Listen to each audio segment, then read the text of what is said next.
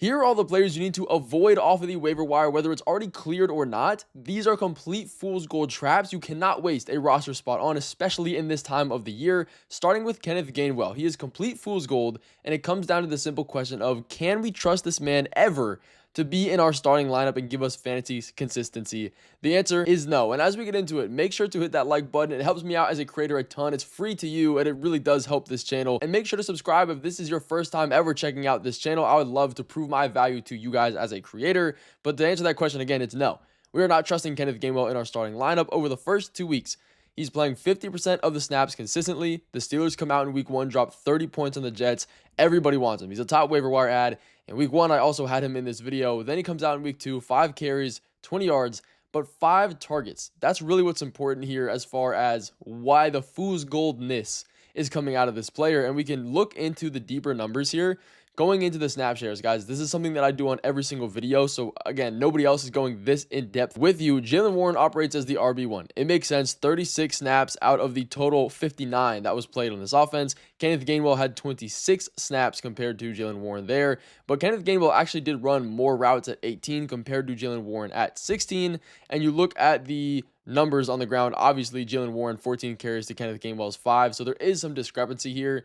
And it's interesting because Kenneth Gainwell is not going to carve a role out for himself in the receiving game primarily, because Jaylen Warren's running back build for every single year he's ever been on the Steelers team is a receiving running back. He dominates in pass catching. That's just what he's good at. Yes, Kenneth Gainwell is getting that too. It's not going to be something that separates himself to where he can carve out that role only to himself and be startable. And when you dive deeper into the snaps and where these running backs were actually used on field, again, guys, nobody is doing this. Please hit that like button to show your support for me for this. We look into the snaps, though. Kenneth Gainwell was actually used 50-50 in the 2-minute drill with Jaylen Warren. That's perfectly fine. You look on third downs, that was Jaylen Warren's role. He dominated, had 75% of the snaps there. He also dominated in short yardage, total plays. But when you look at the goal line, it actually was split more towards Kenneth Gainwell. He had 4 of the total goal line carries compared to Jaylen Warren at 2.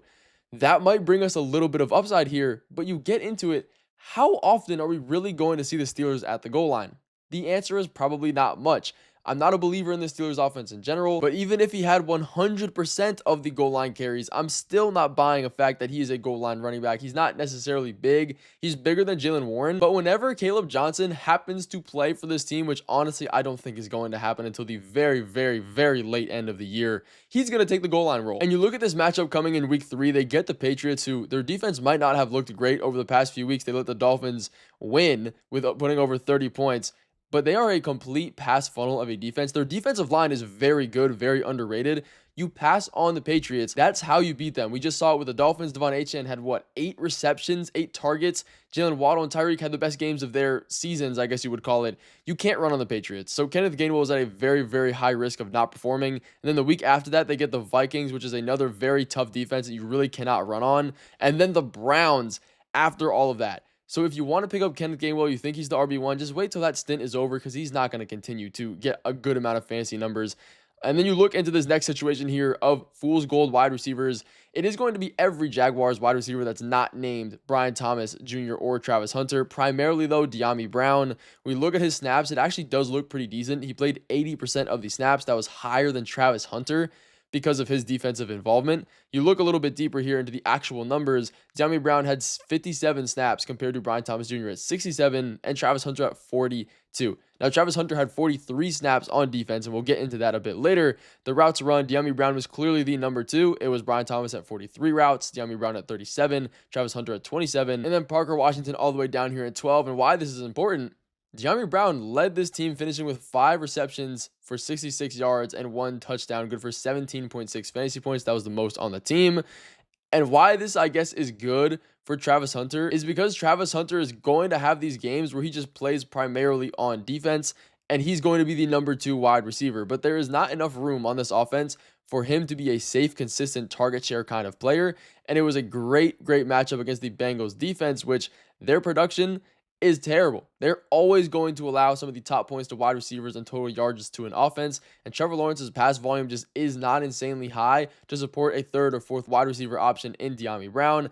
I'm not trusting it. Dyami Brown did score the touchdown this week out of all the wide receivers, which is why he got the fantasy points. But you look at Parker Washington, he also outscored some of these other players. He actually had 6 targets on his 12 routes. So from a per routes perspective, his target share was better than De'Ami Brown. Again, 7 targets on 37 routes. That's not amazing. We just don't need to be wasting our time on this guy on the waiver wire. There are actual real league winners. If you want to check that right before your waivers clear, or if you're seeing this video after that fact, there is still some players on there that are a little bit deeper at the end of the video that you can go through and grab anyways. But another fool's gold type of player here is going to be Hunter Renfrow from the Panthers. He came out for the Carolina Panthers last week, put up 23 fantasy points. I promise you nobody was expecting that. 7 receptions, 48 yards, and 2 touchdowns.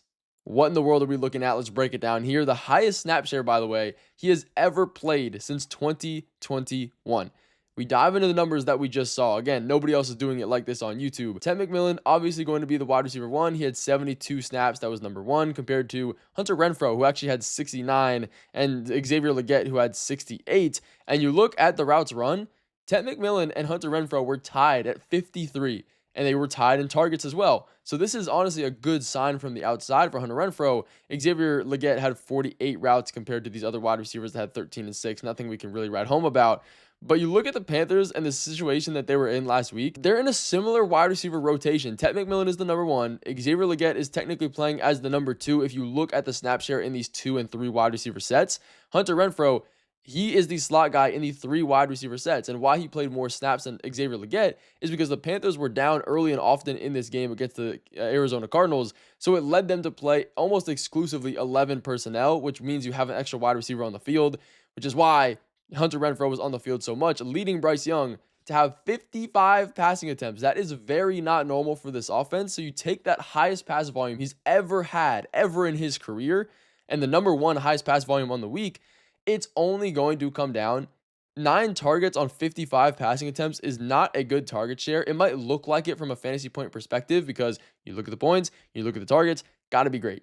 55 passing attempts, though, does not equal fantasy football value for him. And the only possible green flag here for Hunter Renfrow is that he did play and kind of look better than Xavier Legette. Like, I'm going to be completely honest. He did look better than Xavier Legette. Now, Coker is coming back into this offense in the next few weeks when he comes off of IR. Coker is typically the slot wide receiver, but when he comes back, if Xavier Legette just keeps looking bad, we could see him take the Z wide receiver role over Xavier Legette, giving the Panthers an opportunity to put Hunter Renfrow in this game, especially with what we saw in the last 20 minutes of it.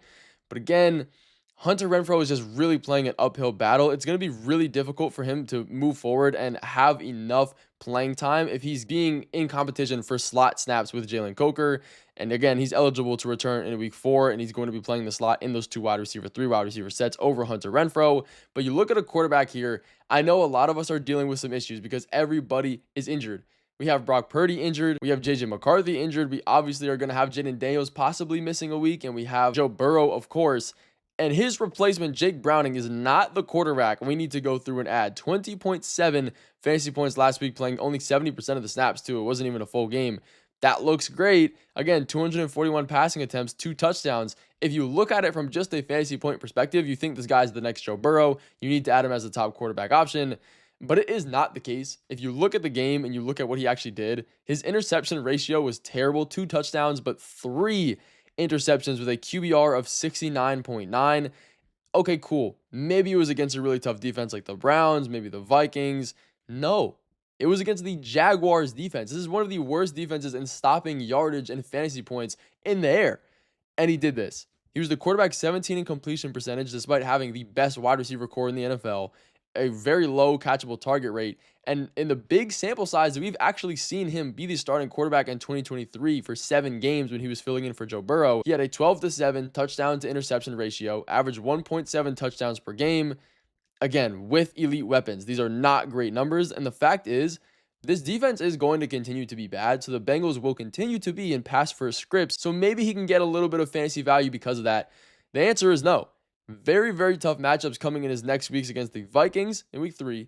And then the Broncos in week 4 in his next 2 games, both top 10 defenses. When you're streaming quarterbacks, you want to be hunting for good matchups, and this is not that. If you want a sneak peek at what defenses are actually top 10 this week. I'm dropping an entire video of my defensive rankings 1 through probably 15 or 16, all the top defenses you could possibly ask for. Make sure you have your post notifications on and you're subscribed if you're not to this video to make sure you don't miss that, because I post it right before the games on Saturday night. So I would love to see you in that video. I have some start sit videos coming later this week as well. Make sure to be around for that, and I will see you in those coming very, very soon. All glory to the man above, of course.